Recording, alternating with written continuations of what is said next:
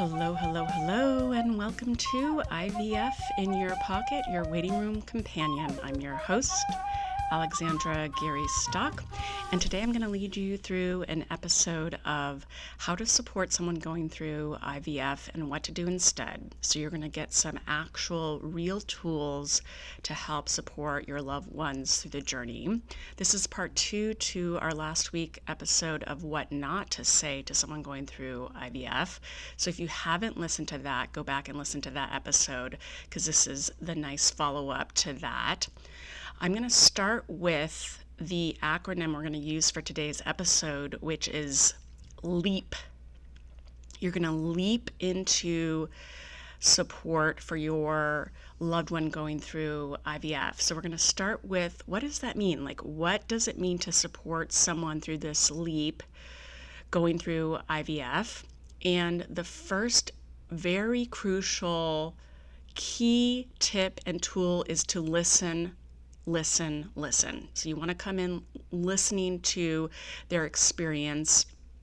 You want to really get a sense of where they're at, what they're going through, and not, again, make any kind of assumptions or come in with an agenda. So this is a good tip all around for supporting people in your life, whether they're on an IVF journey or not, is to really try to be very focused on their experience and kind of putting your own ideas or biases to the side. The other reason why listening is so important to those going through IVF is because those going through IVF, whether it's been an easier journey or a harder one, are inundated with information. So a lot of times they're in a position of absorbing a lot of information. They've done a lot of research usually around their specific journey and what their options are. And so they get a lot thrown at them. So it's nice to have a friend that is willing to be open to just listening to their experience and absorbing some of all their overwhelm. The next letter in the acronym LEAP is the E, and the E stands for empathize, which seems really obvious, but sometimes when we're supporting someone on a journey which we don't know much about, it's hard to find the right words.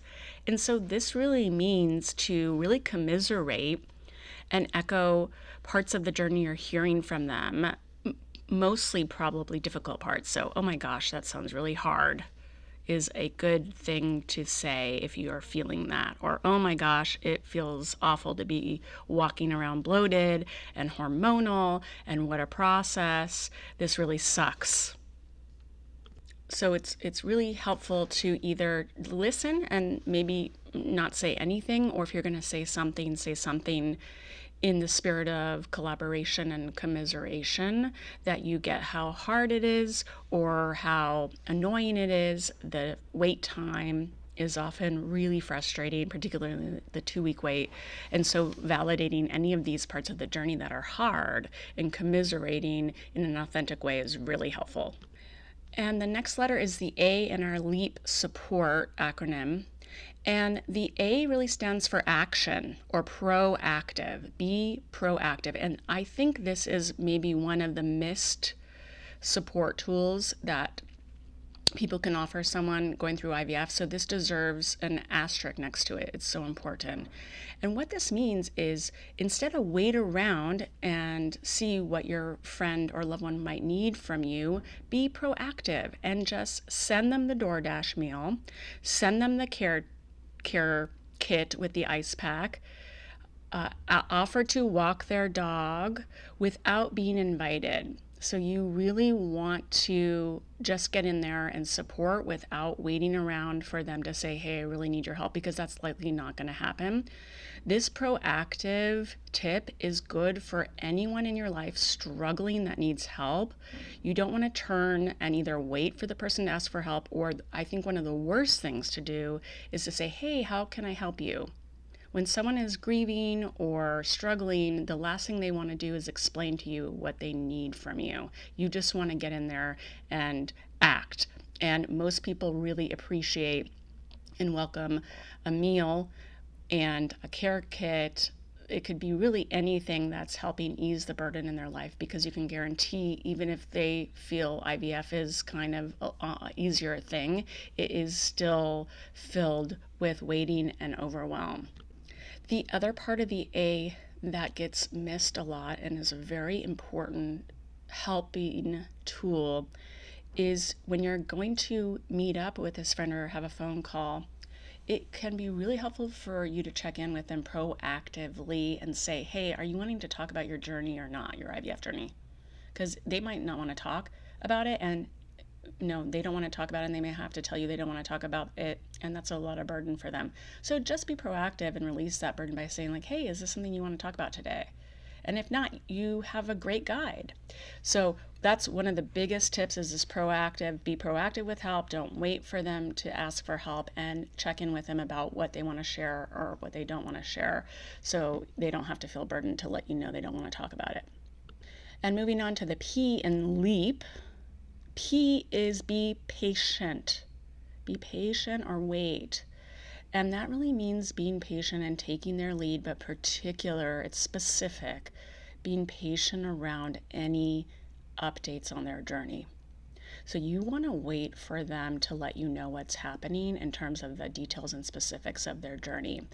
On the IVF path, there's a lot of different milestones, and it can be frustrating for the person going through IVF, is what I hear in my office often when people are pressuring, like, oh my gosh, okay, how did the transfer go? Do you know anything yet? Do you know anything yet? Are you pregnant? Are you pregnant? Oh my gosh, how many eggs are you seeing on ultrasound? How many follicles were retrieved? How many made it to fertilization? Like, okay, what do you have? What are you working with? How many embryos are you working with? Like, any kind of questions can be really overwhelming, and kind of pressuring someone with an update is one of the last things you want to be doing, even though it could on the surface seem like a really supportive thing. Like, oh, I want to know about how you're doing. I want to know how it's going. So just be patient and wait for them to let you know what's going on. Unless they tell you, they want you to check in with them about specifically their updates. Wait for them to take the lead on what they want to share around the timeline of their journey and the different milestones, even including a big milestone like a retrieval date, or much more pressuresome, a transfer date. Some people don't want to share when their transfer date is, so just know that, which is a little bit, if you're not familiar with the journey, can feel a little bit counterintuitive. But wait, I want to know what you're going through so I can support you. But oftentimes that can feel like added pressure. So the P is really important in the LEAP. Be patient and let your loved one take the lead. So a quick summary and review of how to support someone going through IVF is to follow the LEAP acronym, which starts with the most important, listening, and then validating, commiserating, empathizing. A, being in action mode, being proactive about offering concrete help without being asked. Check in with them about whether they want to talk about their journey or not. And then finally, being patient around updates, waiting for their lead on what they want to share about their journey. That concludes our episode for today.